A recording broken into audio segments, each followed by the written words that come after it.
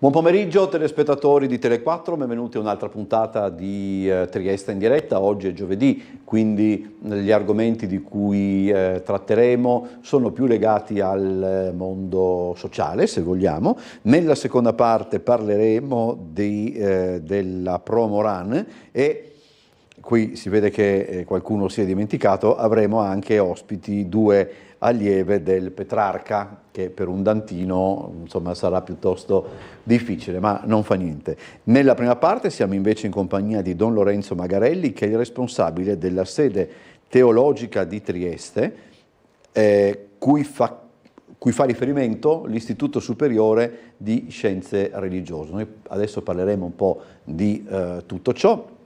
Ieri è stato presentato, diciamo così, è stato presentato alla stampa il corso di studi che si presenterà attraverso un open day e attraverso 3 appuntamenti, diciamo, prova, o quantomeno 3 appuntamenti esplicativi la prossima settimana. L'open day è lunedì alle 18:30 e poi insomma le lezioni incominceranno a ottobre, grosso modo, però a giugno partono già le iscrizioni. Io ho dato un po' ho messo un po' in forno tutta quanta roba, adesso andiamoci diciamo con più tranquillità. Intanto tutto ha a che fare con la facoltà di teologia. Facoltà di teologia, la nostra facoltà di teologia ha sede a Padova, facoltà di teologia che forse anche si sente poco parlare della teologia come disciplina scientifica o accademica, è facoltà di teologia che studia appunto la teologia è la riflessione critica sull'esperienza della fede, questa è un po' una definizione, vuol dire che si riflette con la ragione, quindi con gli strumenti anche razionali, filosofici potremmo dire, con questi strumenti diciamo così del pensiero, si riflette il tema della fede cristiana.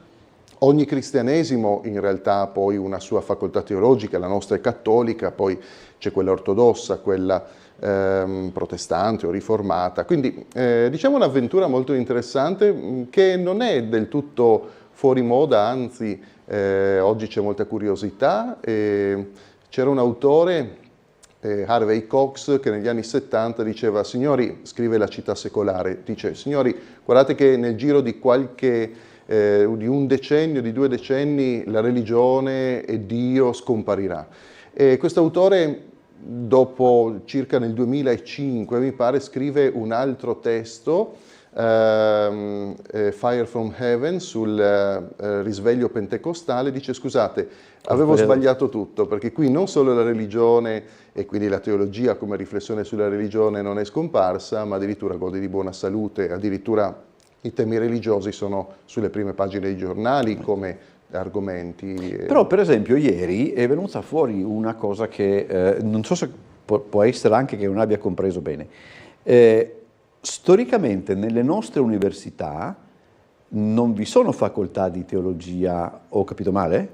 No, allora, in Italia c'è un fenomeno molto strano dovuto un po' alla nascita della colonia d'Italia, della nostra nazione, che ovviamente deve 1870 separarsi in maniera molto forte dal potere pontificio, quindi il 20 settembre, Breccia di Porta Pia.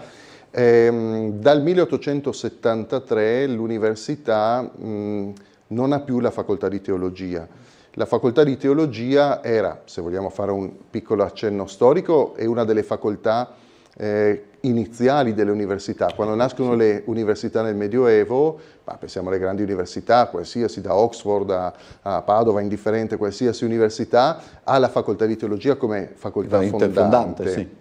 E così anche in tanti paesi europei, ma mondiali ovviamente. E in Italia, per questa ragione, la facoltà di teologia è uscita dall'università statale e si sono, diciamo così, create in Italia delle facoltà o delle università private, più che private sono della Santa Sede, quindi università estere, diciamo, o come la nostra facoltà di Padova, una università privata, diciamo, con l'approvazione della Santa Sede, in questo caso nel dettaglio perché teologia cattolica, no? E però diciamo, i rapporti, i contatti con l'università sono comunque, cioè le lauree sarebbero equiparate. Le lauree con il processo di Bologna, cosiddetto, sono equiparate. Con le università ci sono dei bei rapporti, rapporti anche di riflessione comune, addirittura c'è qualche esperimento, penso a Urbino, qualche esperimento di avere una piccola facoltà di teologia, in realtà di scienze religiose, all'interno della facoltà statale. Diciamo che si collabora, anche a Trieste abbiamo collaborato per tante iniziative. Però diciamo ancora non c'è questo inserimento della teologia all'interno chiaramente delle scienze umane, sì. Quindi di tutta la parte come la filosofia, sociologia, eccetera. Speriamo forse in un futuro si potrà tornare. È un po' strano anche, per dire la verità, devo essere sincero. No, è strano per alcuni versi. Non avevo mai fatto neanche mente locale, se devo essere sincero. Sì, ma basta andare, per dire, a Lubiana, basta andare a Zagabria, per dire facoltà teologiche nelle capitali vicine a noi.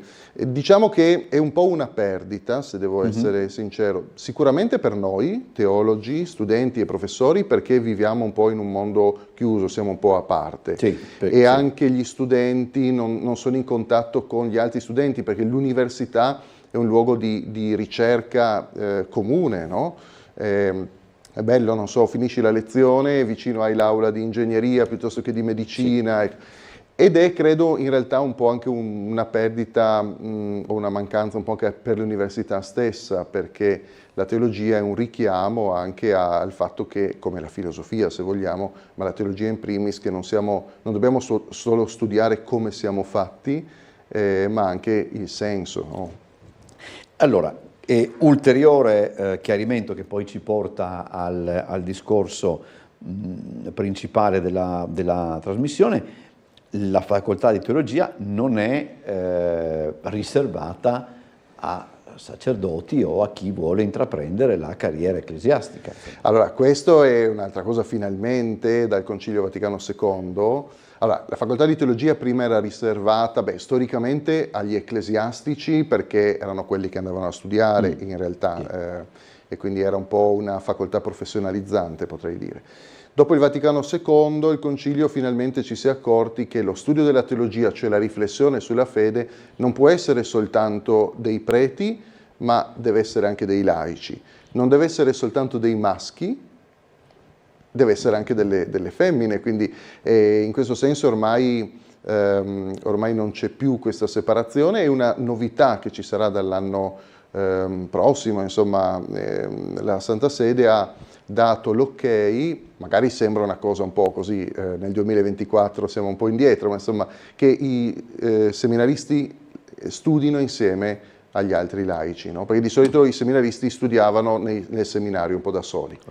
Invece adesso c'è questa possibilità, e anche questo è bello, perché quando ti prepari a diventare prete studi insieme a quelle persone che poi incontrerai nella parrocchia e nella vita da sacerdote. Ecco. Allora, così arriviamo al core business appunto della puntata, cioè ieri è stato presentato appunto il prossimo anno accademico. Allora abbiamo non è corretto? No, è corretto, è stato presentato l'anno accademico in una novità, che è appunto quella di avere la possibilità anche ai laici, di dare la possibilità anche ai laici di conseguire il titolo accademico in teologia. Allora, qui devo fare una rapidissima precisazione. Teologia, scienze religiose, no? In realtà la materia è la stessa. A un certo punto si è usata questa locuzione che nasce in realtà nell'ambito francese, di scienze religiose, che è una, come dire, terminologia forse un po' più neutra per quello indirizzo di studio per i laici. In realtà, se ormai i laici possono iscriversi anche alla teologia, forse non servirebbe neanche più questa differenza. Sì. In realtà c'è una differenza in ordine a questioni accademiche, cioè si fanno più ore di studio teologico, più crediti formativi in teologia che nelle scienze religiose. Comunque, l'anno prossimo abbiamo voluto rilanciare questa, poi cosa interessante, che gli studenti potranno seguire, perché diciamo, la sede dell'istituto è a Udine, sì, per una serie di motivi, di ristrutturazione, insomma anche dei poli teologici, però l'anno scorso abbiamo aperto un polo accademico qui a Trieste. Quindi chi volesse studiare teologia o scienze religiose può iscriversi all'Istituto Superiore di Scienze Religiose e seguire le lezioni qui in sede nel seminario di Trieste in via Besenghi 16. E quindi questo è anche molto pratico, perché andare avanti e indietro su Udine è un po' complicato. E no? le lezioni sono, diciamo, in presenza e in distanza, ma sempre, come dire, in classe. Sempre in classe. Cioè non a Allora, casa, ecco, insomma. L'era Covid, tra le tante cose negative, vabbè, lo ricordiamo, ci sono però delle cose positive, abbiamo imparato a usare meglio gli strumenti tecnologici. Quindi noi facciamo lezione o trasmessa da Udine verso Trieste, o i professori presenti a Trieste che trasmettono verso Udine, però il bello, dato che la scuola, l'accademia, l'università non è mai soltanto sto a casa e studio, ma è anche un luogo di confronto, no? Quindi un gruppo classe ci deve essere. No. Tra l'altro prendo solo un minuto, perché c'è una cosa nella mia vita scolastica che per certi aspetti ancora mi tormenta, perché non ho mai capito a cosa servisse. Noi in aula al Dante avevamo una televisione che stava sopra la lavagna, quindi che si è aperta improvvisamente da sola per un minuto, con una frase piuttosto roboante dell'allora professore di storia dell'arte, e poi si è spenta e non si è mai più riaccesa. Quindi non so se era un antesignano delle lezioni a distanza o altro, o qualche cosa, ma ogni tanto con i miei compagni di classe ce lo ricordiamo, ma ci chiediamo anche a che cosa serviva quella roba che non ha mai funzionato, insomma non so di che cosa si trattasse. Allora, dicevamo che lunedì c'è una sorta di Open Day. Come funzionerà l'Open Day di lunedì? Allora, noi abbiamo pensato di fare così per avvicinare anche le persone alla teologia, perché se dico teologia uno dice, boh, che cos'è concretamente? Sì.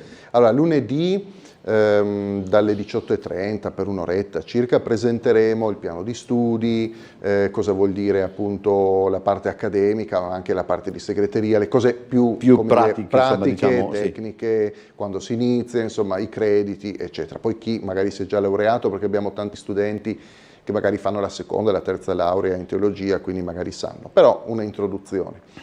Poi martedì, mercoledì e giovedì, sempre alle 18:30, faremo 3 esempi di lezione teologica. Rifletteremo su 3 argomenti, 3 temi. Cominceremo con un argomento di antropologia teologica, che è la disciplina che studia la visione dell'uomo, cioè come considerare l'uomo nella prospettiva cristiana. Chi è l'uomo per il cristiano? E allora parleremo con Don Sergio Frausin del tema maschile e femminile. Tema anche molto, molto interessante, molto utile anche per così approfondire questi aspetti. Il secondo giorno farò io lezione di teologia fondamentale. Teologia fondamentale è una branca della teologia che studia i fondamenti, cioè l'ABC, diciamo così, gli inizi, insomma, i termini. E la lezione sarà su un argomento interessante, il Gesù della storia e il Cristo della fede, cioè chi è Gesù per i cristiani. Una carta d'identità di Gesù, quando è nato, dove è vissuto, che lingua parlava, che lavoro faceva. E poi il Cristo della fede, cioè come considerano i cristiani il Cristo. Perché dall'Ottocento in poi praticamente la visione che il mondo ha di Gesù non è più quella che i cristiani continuano a dire come nella loro fede. Insomma, è interessante, insomma, alcuni autori, così, quindi 2 ore di lezione, 2 ore accademiche su questo. Terzo appuntamento, quindi giovedì, ci sarà una professoressa, lei è una suora, una religiosa, perché la teologia non soltanto la possono apprendere anche le donne, ma possono addirittura insegnarla, ovviamente, grazie a Dio, e su Genesi 1 e 2, la creazione dell'uomo, testi che noi liquidiamo facilmente come favole.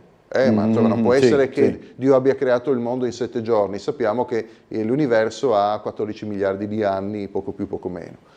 E invece l'interpretazione, l'esegesi, cioè la lettura del testo per ciò che il testo vuole dire, al di là o dentro le metafore le immagini. capito. Ecco, quindi 3 lezioni che vogliono mostrare anche un po' il metodo, no? Anche, insomma, che sono cose interessanti. E anche la possibilità, c'è anche il fatto che magari qualcuno potrebbe supporre che la materia teologica sia una materia, in senso generale, che la teologia sia qualcosa di fisso e di inapplicabile al passare degli anni, invece è tutto il contrario. No, assolutamente.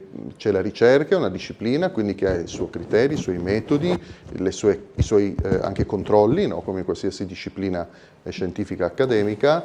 Non è ferma sicuramente. Se non altro perché la teologia, proprio perché è la riflessione critica sull'esperienza della fede, parla all'uomo di oggi e quindi deve parlare il linguaggio, i concetti, con i contenuti, con i concetti, certo dando una sua lettura, un suo criterio, però credo insomma, è una vita che studio teologia, non ci si stanca mai, non ci si stanca mai, anche perché al di là dei luoghi comuni ci sono tante cose che noi diamo per scontate, che così scontate non sono. Poi dopo credo anche, adesso questo è un intervento, mi viene in mente adesso, quindi non ci sto nemmeno pensando tanto, però penso, adesso un po' meno, però ricordo anche che quando era una ventina d'anni fa più o meno, quando uscì il Codice da Vinci, che era come dire, un maelstrom di cose già raccontate, dette, come dire, mescolate con grande maestria, perché sfido chiunque abbia preso in mano quel libro, cioè, ti costava mollarlo e dire lo riprendo domani. So di più di uno che l'ha preso la sera e non ha dormito fino ad arrivare qui. Però certamente ecco, queste operazioni anche commerciali comunque hanno il pregio di portare avanti un discorso che necessita appunto un approfondimento che può essere teologico, come nel caso poi del Codice da Vinci, anche collegato alla storia dell'arte, quindi insomma... Ricordo quando hanno fatto il battage, diciamo, pubblicitario di lancio, anche il titolo, no? Anche Codice da Vinci, è stato scoperto il Codice da Vinci, sembrava quasi che avessero trovato un qualche segreto papiro, nel quale si svela la vera identità di Gesù. Da questo la lezione di mercoledì, no? Il Gesù storico del Cristo della fede. Quello mi era fatto... E in realtà no, è un, diciamo così, un potpourri di interpretazioni già antiche, se vogliamo, sul Cristo, anche che contestava praticamente il Cristo annunciato dalla Chiesa, e per dare contro a questo si diceva no, ma Gesù è un'altra persona. Vabbè, comunque importante è, poi ovviamente uno studia, uno crede quello che vuole, a un certo punto fa le sue riflessioni, però non dobbiamo fare discorsi astorici. Cioè, se uno dice no, Gesù non è mai esistito, questa è una sciocchezza. Potrai dire che il Gesù non è quello che la Chiesa annuncia come il figlio di Dio, ok, ma per dire che non sia mai esistito, uno dei temi sarà anche le fonti, no, ecco. E poi si cerca appunto nella teologia di capire il perché, la ragione. La fede non è mai cieca, come dice San Tommaso, fides oculata, cioè la fede vede. Si cerca di capire che cosa significa le cose che noi crediamo, diciamo, nel credo, nella messa, eccetera, nel catechismo. Allora, e poi c'è un altro discorso che ieri è stato fatto, segnatamente da Don Federico Grosso, che è il direttore. Cioè che il corso poi prepara anche gli insegnanti di religione e, stante facendo un po' di conti adesso proprio, tra qualche anno ci sarà un turnover piuttosto massiccio, perché molti andranno in pensione e quindi insomma c'è anche una possibilità non da poco da quel punto di vista, ecco, insomma. Allora, sicuramente... Lì poi aprirebbe un discorso sì, no, lì lunghissimo. si deve aprire anche sull'ora di religione nella scuola. Sì. Diciamo che l'ora di religione nella scuola pubblica non è più l'ora di catechismo, nel senso che un tempo, prima della revisione dei patti lateranensi, il cattolicesimo era la religione di Stato e il prete nella scuola faceva catechismo. Ora, questo non è più, perché la catechesi la si fa nella parrocchia. L'ora di religione è rimasto un momento culturale nel quale si spiega il patrimonio della religione cristiana, che diciamo è alla base anche, parlavamo di arte, eccetera, in Italia e in Europa. E questo lo si fa nella formazione accademica che è offerta nell'itinerario quinquennale, quindi nel percorso di laurea 3+2, quindi laurea in scienze religiose, laurea specialistica in scienze religiose, e gli studenti poi assumono quindi quella professionalità capace e adatta poi a insegnare la religione, chiaramente nei vari ordini e gradi delle scuole. Quindi sicuramente il tema della religione nelle scuole è un tema abbastanza complesso perché la si pensa ancora come catechismo, invece è un dato culturale. Sì. Ma già quando, poi dipende anche dipendeva quella volta ancora di più probabilmente da insegnante a insegnante, io ricordo che l'ora di religione era un'ora di discussione, quantomeno alle superiori. Prima, se devo essere, no, prima era catechismo proprio. Sì, insomma, da bambini sicuramente. Sì, questo sì, però voglio dire era un momento, era anche adesso non voglio dire una pausa, ma insomma era un momento molto, molto particolare dove discutevi, insomma. Sì, su questo dipende molto dalla bravura dell'insegnante, sì. Come per tutte le discipline. Certo. Diciamo l'handicap della religione a scuola è che è facoltativa e ahimè, adesso voglio dire una cosa grossa, se mettessimo anche matematica piuttosto che latino facoltativo, magari perché c'è l'insegnante che magari non ti è tanto a tuo agio, uno dice, boh, me ne vado.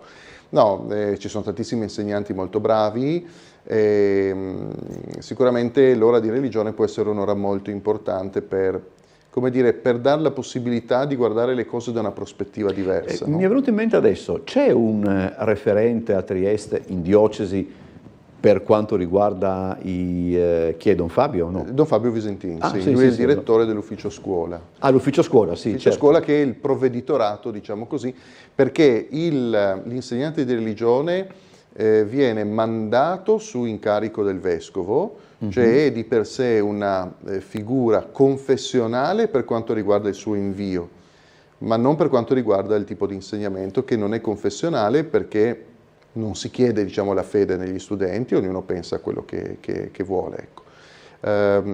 Però ecco, noi cerchiamo come istituto, come docenti, insomma come corpo appunto docenti dell'istituto, di formare al meglio le persone. Poi chiaramente è una passione e una vocazione anche quella dell'insegnante, perché è tosta. È forse una delle professioni più importanti. Sì, sicuramente. Sì.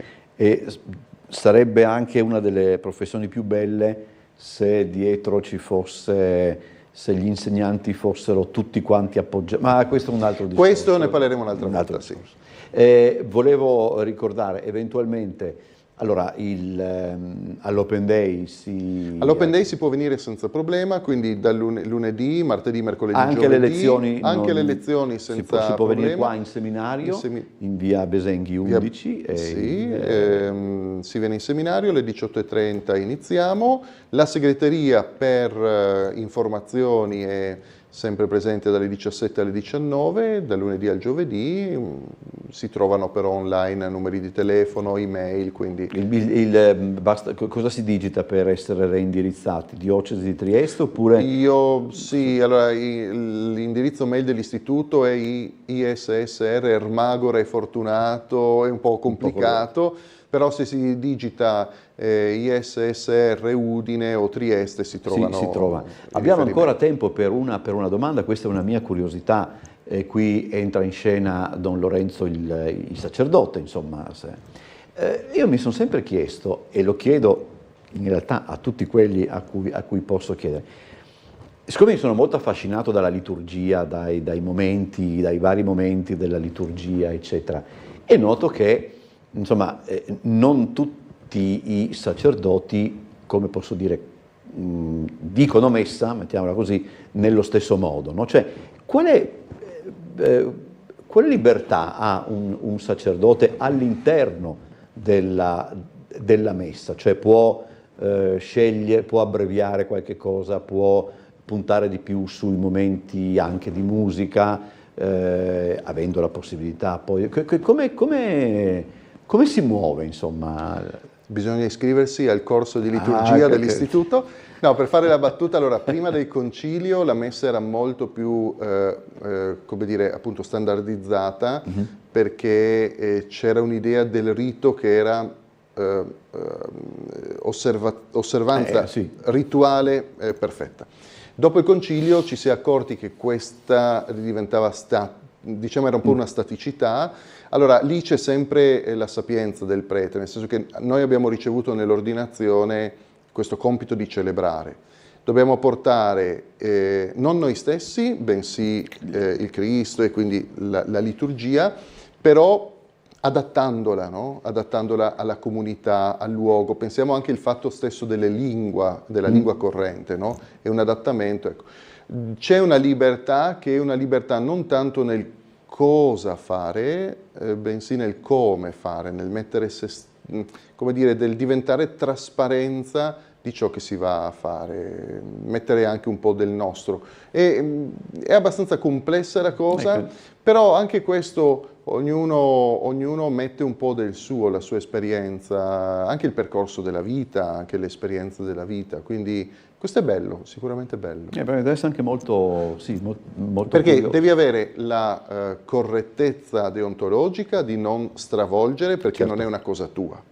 È un po' come un medico, ci sono i protocolli, ci sono i criteri, però ogni paziente è diverso e quindi tu i criteri sono quelli, però poi li applichi con la tua scienza e coscienza, in quel caso lì, e nel caso della messa come pastore rispetto a quello che è una comunità viva, così come la messa è viva. Grazie a Don Lorenzo Magarelli per essere stato con noi, buon lavoro. Grazie a voi. E adesso ci prendiamo una pausa pubblicitaria e poi dopo parleremo della Corri Trieste.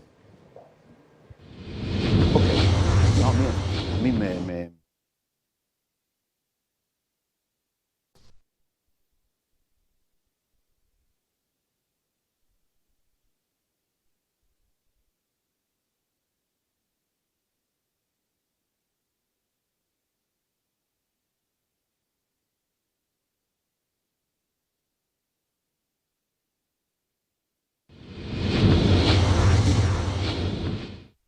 Allora, seconda parte di questa puntata di Trieste in diretta, come vi dicevo parliamo di Corri Trieste, lo facciamo con tanta gente per dire la verità.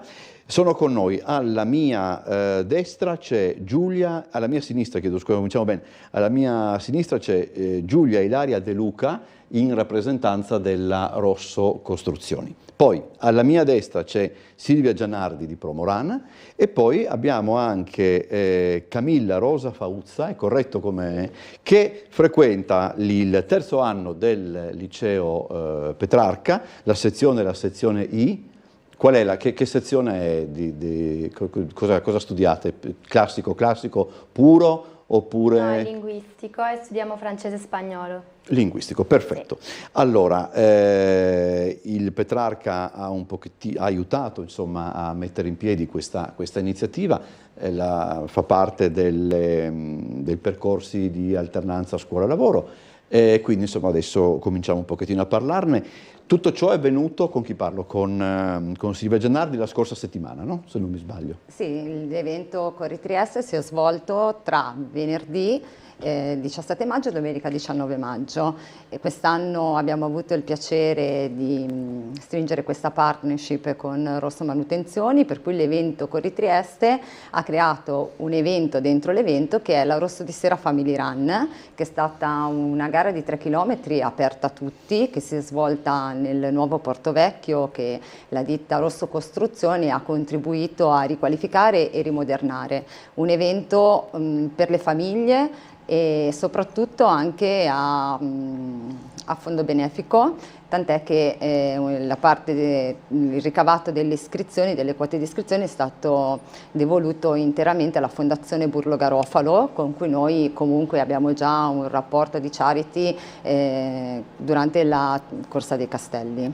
La Rosso Manutenzione non è nuova a questo tipo di iniziative, insomma voi so che siete presenti abbastanza regolarmente anche, fra l'altro. Sì, la Rosso di Sera era la terza edizione. Quest'anno appunto abbiamo introdotto questa novità della collaborazione con Corri Trieste proprio perché abbiamo pensato di creare un progetto più sinergico per coinvolgere più persone e per aumentare la cassa di risonanza di questo evento, che per noi è un evento molto importante legato ad un'iniziativa che è iniziata per beneficenza all'interno dell'azienda, che poi si è evoluta in questo momento di apertura verso la città, perché per noi è molto importante questo concetto della solidarietà, della filantropia, ma anche della riqualificazione della città, sia da un punto di vista delle costruzioni, che è un po' il nostro campo, quindi stiamo proprio lavorando anche in Porto Vecchio, sì, nella riqualificazione della città, ma anche nella riqualificazione per quanto riguarda gli aspetti sociali, quindi appunto la Fondazione Burlo Garofalo che è stata la beneficiaria della raccolta fondi. Dove invece voi cosa avete fatto? Come avete aiutato nell'organizzazione? Allora, noi abbiamo aiutato nell'organizzazione e ognuno di noi aveva dei compiti da svolgere e durante il sabato abbiamo aiutato nelle iscrizioni, nella consegna dei pacchi gara e dei pettorali, e invece durante la domenica abbiamo aiutato per esempio nel ristoro dell'acqua e del cibo, a fare le interviste, i video, e alcuni di noi... Ah, quindi avete fatto anche un po' il nostro lavoro. Sì, e alcuni di noi... Ma chi sta dietro alle robe da mangiare, da bere, ogni tanto qualcosa... Sì, secondo me è qualcosa... insomma... L'hanno preso. E poi io e altri 2 miei compagni di classe, che oggi non sono qua con me, abbiamo aiutato a scrivere il comunicato stampa. Ah, quindi devo stare attento. Esatto. Sì. Poi vengono dal Petrarca anche, per cui ancora più... Raccontami invece questo, perché allora, quando io andavo, io credo, sì, sicuramente qui sono il più anziano, ahimè, e sono sempre di più le congreghe dove io sono il più anziano, ma questo è un altro discorso. Quando io andavo a scuola, come posso dire, il rapporto che si aveva con la scuola era solo... vai a scuola per studiare, vai a scuola anche per fare un po' di caos con gli amici, eccetera. Non c'erano queste opportunità di, diciamo, collaborare con la città, che invece caratterizzano la vita di una scuola da qualche tempo a questa parte. Che tipo di, come posso dire, che tipo di sensazioni avete? Cioè, vi sentite più parte della scuola perché, insomma, fate questo lavoro all'interno del vostro percorso scolastico? C'è un attaccamento maggiore alla scuola? Io credo sia una fortuna, cioè personalmente penso che sia una fortuna il fatto che noi possiamo aiutare a svolgere diverse attività, anche perché noi per esempio abbiamo avuto questa possibilità, ma altre classi hanno organizzato altre cose della nostra scuola in generale, e quindi credo sia veramente una cosa che aggiunge valore alla scuola, che già ci può insegnare qualcosa. Da quando partono queste attività, diciamo così, esterne? È la scuola che decide sulla base di tutta una serie di... oppure c'è un'età a partire dalla quale sapete che nel vostro percorso scolastico ci sono anche, diciamo, i percorsi di alternanza scuola-lavoro? Allora, in terza, in quarta e quinta bisogna ogni anno fare 30 ore di PCTO al minimo, e poi alla maturità dovremo portare un'esperienza PCTO che ci ha aggiunto qualcosa a noi, tra virgolette. Già vi rompono con la maturità o vi lasciano ancora in pace per un po' di tempo? No, ci stanno già mettendo pressione. Vabbè, insomma, questo non è cambiato niente rispetto a 40 anni fa. Allora, che cosa sta diventando per la città, ma non solo per la città, perché quindi anche per voi, organizzare un avvenimento come questo. Non è più soltanto la gara, anche qui faccio riferimento a quando gareggiavo anch'io, perché così che non sembra, ma anch'io ogni tanto facevo, una volta, insomma, erano delle gare che si concludevano diciamo nel circuito, vincevi delle cose, io molte calzettoni vincevo perché non è che riuscivo a combinare di più, però insomma, adesso è cambiato, insomma, c'è una manifestazione come le vostre diventano parte integrante degli appuntamenti della città e quindi la responsabilità è maggiore per certi aspetti. Sì, la responsabilità è maggiore, l'impegno è molto grande, perché ormai oggi credo che una manifestazione sportiva non parli solo di sport, ma sì, tra l'altro si sta molto attenti a quella che è la promozione del territorio, di Trieste, che è la città che la ospita, un'attenzione alla comunità, ai giovani, perché si cerca di offrire loro delle possibilità in cui un po' mettersi alla prova, cimentarsi, capire quali sono magari in questo caso con loro le competenze che hanno acquisito a scuola e cercarle di mettere in pratica durante il percorso appunto per le competenze trasversali del PCTO di scuola lavoro, e quindi c'è tutta una parte che è legata anche proprio alla promozione stessa della città, oltre a questo lato importante che le nostre manifestazioni ci tengono molto, che è quella di dare un sostegno, nel nostro caso a Fondazione Burlo Garofalo, certo, sì, con dei progetti che sono mirati. Discorso effettivamente, sì. Sì. Noi abbiamo adesso, non so, penso che fossero andati in onda mentre parlavamo anche alcune immagini, non so se erano, perché le ho scorte proprio con la coda dell'occhio, che penso si riferivano proprio alla manifestazione, no? Sì, non so se sì. Eccole, magari Eccole qua. possiamo anche farle rivedere, ecco qua. Sì, questa è la gara della domenica, quindi parliamo della gara competitiva. In questo momento stiamo vedendo 3 dei top runner della 21esima Corri Trieste, e sono top runner di fama internazionale e mondiale. Tra l'altro il vincitore Martin Kiproti ha fermato il crono a 28 minuti e 20. Per quanto tempo? Per che lunghezza? 10 km. 10 chilometri. Qui lo vediamo, davanti c'è il keniano Erot che gli ha fatto da pacer, quindi da lepre fino al quinto chilometro, facendolo passare in 14 minuti e 10, cioè stiamo parlando di tempi incredibili. E grazie a questa prestazione, sia al maschile, poi vedremo anche la vincitrice, che al femminile, la Corri Trieste si è aggiudicata, è risultata diciamo la gara più veloce in Italia sui 10 km al momento, sia al femminile che al maschile, e ovviamente sarà molto dura battere in altre competizioni che si svolgeranno prossimamente, battere dei record di questo tipo. Diciamo che ovviamente avere anche top runner di questo livello a correre una gara così porta ovviamente lustro alla città, al turismo, perché si parla, no?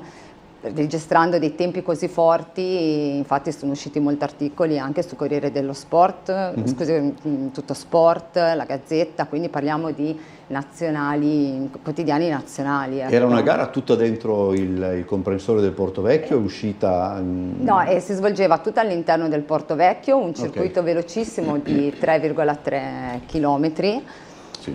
Da ripetersi quindi 3 volte, e un tracciato studiato meticolosamente in modo tale che potesse permettere non solo ovviamente ai top runner ma anche ai master di fare dei tempi da record e di battere i loro personal best. Ovviamente questo poi è stato reso possibile anche al fatto che in Promorun abbiamo Michele Gamba come direttore tecnico, ex atleta, che quindi lui studia nel minimo dettaglio il percorso, e avendo anche lui corso un po' in tutto il mondo, in competizioni importanti, giusto un po', ovviamente sa come valorizzare gli atleti e metterli nelle condizioni di fare tempi veramente importanti. Cioè, oggi per vedere in regione un evento sportivo di questo livello, con questi atleti che fanno questo tipo di prestazioni, credo che si possa assistere giusto al Giro d'Italia.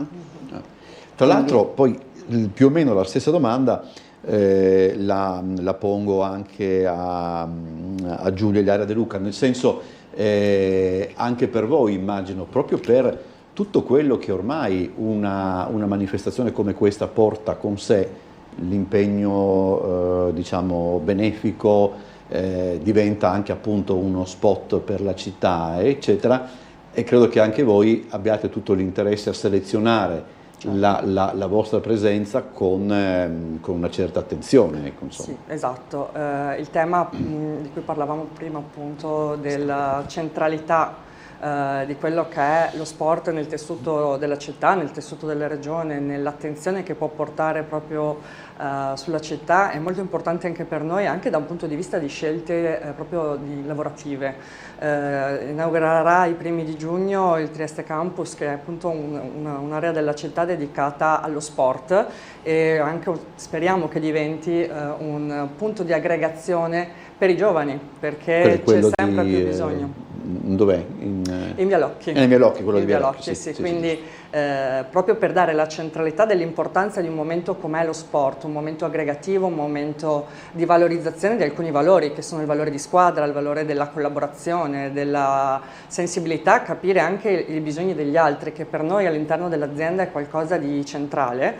Noi amiamo molto definirci una squadra, una famiglia, che certe volte può sembrare qualcosa di retorico, ma lo è davvero. Non da ultimo abbiamo fatto un bellissimo team building a Malaga a tema paddle, proprio per restare sul tema dello sport, proprio perché all'interno della tematica dello sport troviamo una grande valorizzazione di quello che sono i valori importanti per una comunità. E per questo noi diamo molta attenzione. Siamo anche molto felici che alla Rosso di Sera di venerdì ci sia stata un'adesione molto alta, famiglie intere, bambini con animali che hanno voluto dare il loro sostegno a questo momento per noi, partito da una C'è anche uno che bara in bicicletta.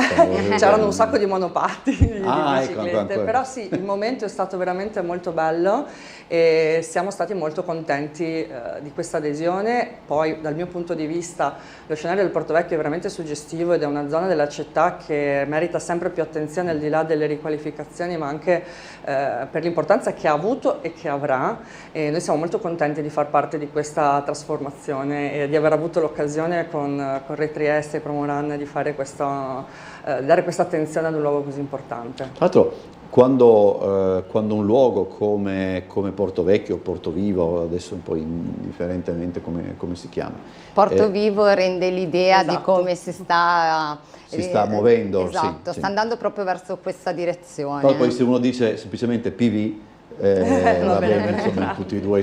Però voglio dire, quando diventa appunto luogo dove partono e arrivano determinate manifestazioni, o anche dove alcune manifestazioni transitano, significa che ormai è, volente o nolente, è parte integrante della città, ormai la città se lo è ripreso, ecco, insomma. Se l'è sicuramente ripreso, è un passo da Piazza Unità, però per certi aspetti, per tanti cittadini, per non parlare magari dei turisti, rimane sempre una zona sconosciuta, sì, che vale la pena veramente valorizzare e far visitare, cioè, perché lo vediamo anche dalle immagini, sì, adesso che abbiamo registrato col drone, è veramente un luogo affascinante ed è cambiato tantissimo. Quella grazie ai lavori che sono stati proibita, rifatti. no? Sì.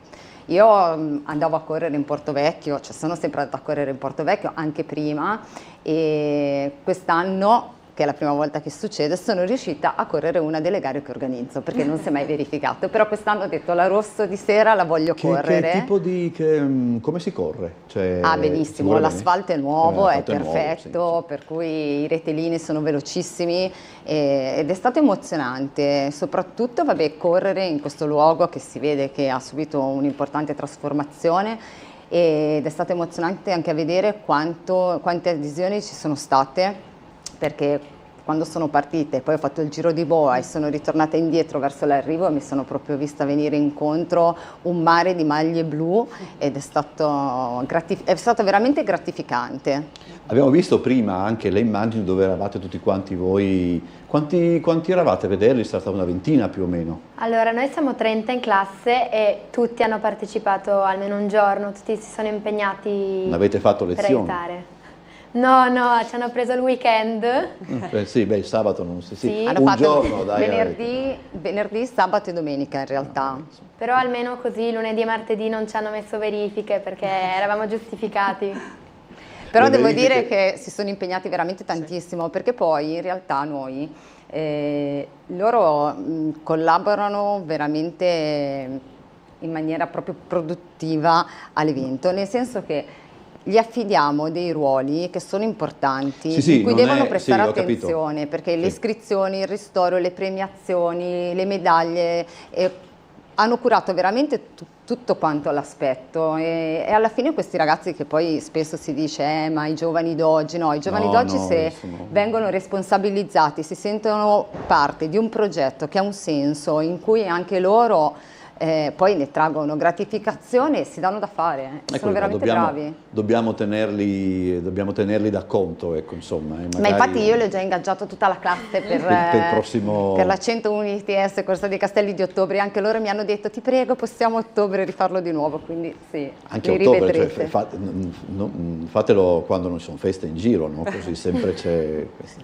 Senti, invece, perché qua io mi auguro che sia cambiato un pochettino, perché però non voglio entrare in gamba tesa. È cambiato un pochettino il rapporto che c'è a scuola con le attività sportive?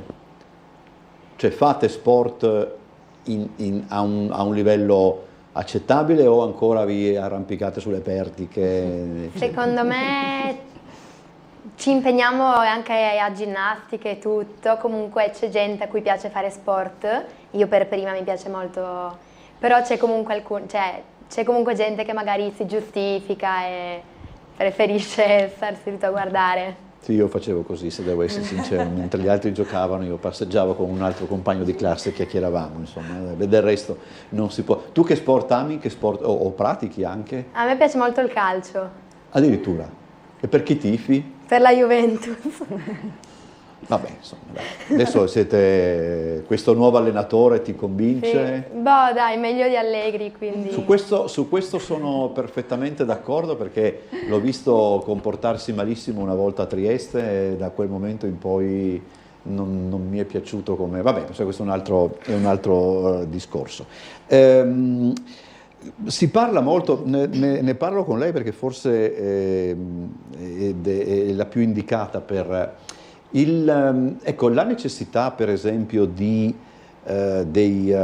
percorsi alternativa, scuola-lavoro, eccetera, no? Servono a loro, servono ai ragazzi, però presumo che poi servano anche alle aziende. Che tipo di... ormai da quanto tempo dura questa? Sarà più di 10 anni penso che esistano le alternative Sì, scuola-lavoro. prima si chiamavano scuola lavoro, adesso si chiamano PCTO, percorsi delle competenze trasversali di orientamento, è la stessa Sì, roba. ecco, è tipico Sì. della scuola italiana, Esatto. cambiare nomi, ma vabbè, questo, Però anche sì, questo è credo un che altro ormai discorso. ai nostri tempi ovviamente non c'era questa No. cosa dei crediti, penso che più o meno sia una decina d'anni. Una decina, sì, credo forse un Sì. pochettino di più. Cioè, qual è appunto l'importanza di tutto ciò? Beh, per noi ha un'importanza forte, tant'è che anche noi a gennaio abbiamo ospitato 2 studenti proprio per agevolare il loro percorso. Per noi è importante perché è sempre più importante avere delle figure preparate e competenti non solo su quella che è capisco. la materia didattica che si studia, ma su quella che è l'esperienza sul Sul lavoro, campo, sì, che certo. molto spesso c'è un divario, c'è il divario fisiologico di quello che è la teoria dalla pratica, e quindi noi siamo molto favorevoli anche attraverso dei tirocini che siano curricolari o extracurricolari a incentivare una formazione più specifica e più adatta a quelle che sono le competenze che il mondo dell'edilizia, chiamiamo edilizia ma noi siamo un po' trasversali anche nelle attività di manutenzione, lavori stradali, sono sempre più richieste, cioè bisogna avere figure competenti, figure interessate, figure appassionate, perché molto spesso anche quello fa un po' la differenza, no? Adesso c'è molto la tendenza ad andare tutti all'università e poi magari ci sono moltissimi lavori ancora manuali che possono dare grandi forme di gratifica e di interesse. Perché magari non lo sappiamo, perché magari Sì. le aspettative che ha la società o che ha la famiglia, invece il mondo del lavoro in questa dimensione è un mondo che dà tanta soddisfazione, quindi il mondo delle costruzioni, perché permette di vedere realizzato quello che ho fatto. Per noi è un orgoglio vedere i lavori eseguiti, quello che sarà il lavoro che facciamo proprio in Porto Vecchio, per esempio, perché dà un po' la sensazione di aver fatto qualcosa per la città, per la comunità. E quindi è un lavoro che richiede però grande conoscenza e grande esperienza. Invece ci abbiamo verso la conclusione. Università, cominciate già anche a muovervi in tal senso o ancora troppo presto? Quest'anno ancora non molto, non abbiamo ancora... Cioè c'è Però- molta gente indecisa su quello che vuole fare in futuro. Ma avete già visto per esempio, non so, gli Open Day, queste cose qua, No, già no, partecipate? No, zero. credo sia forse una cosa che si fa che si incomincia Sì. a fare il penultimo anno. Quest'estate abbiamo la possibilità di andare a fare varie giornate in università, che è sempre appunto per i crediti, per i PCT e queste cose qua, e abbiamo la possibilità di seguire dei corsi da 3 giorni o 4 giorni e sperimentare varie cose. Tu hai già scelto l'indirizzo più o meno? C'è sempre tempo per cambiare, per dire la verità. Però, Allora, io vorrei fare o economia o commercio o giornalismo.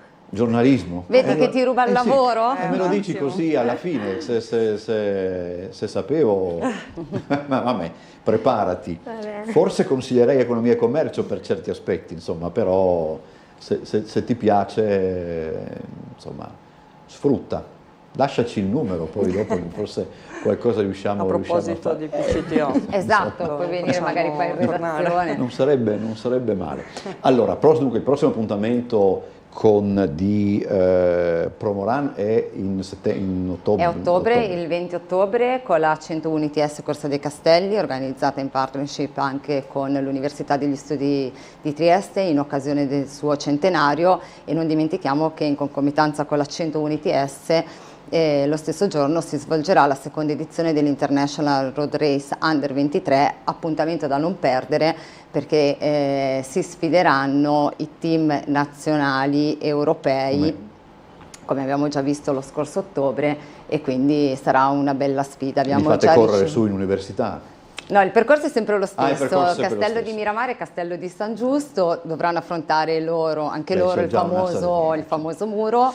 Hanno già aderito tante nazioni, tra cui alcune molto importanti come l'Inghilterra, la Francia, Svizzera, Grecia, hanno riconfermato quelle dell'anno scorso. insomma, Per avete un cui buon lavoro da abbiamo fare tanto da qui ad lavoro da ottobre. fare e ci saranno un bel po' di novità che poi vi racconteremo più avanti. Ma... Allora, io ringrazio Giulia Ilaria De Luca, Silvia Gianardi e Camilla Rosa Fauzza per essere state con noi. Buon lavoro, mi raccomando, per queste ultime 2 settimane di scuola. Buona estate. Grazie. E noi ci vediamo domani è venerdì, c'è anche l'appuntamento con Trieste d'Arte e visiteremo una mostra fotografica collegata al Trieste Book Fest. Buon proseguimento a tutti, arrivederci.